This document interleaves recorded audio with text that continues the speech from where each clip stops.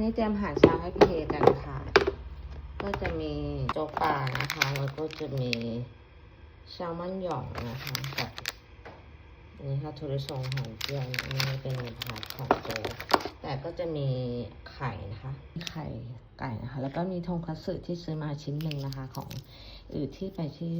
ฟูจิซูเปอร์นะคะขนมหวานก็จะเป็นคุกกี้นะคะ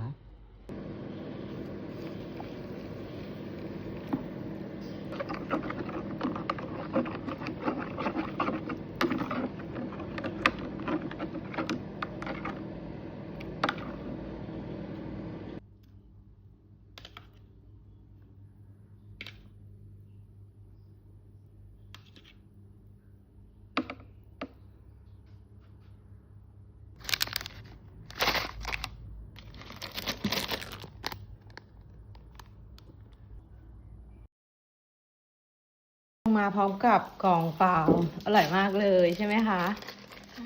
ขอบคุณคุณแม่ยังคะ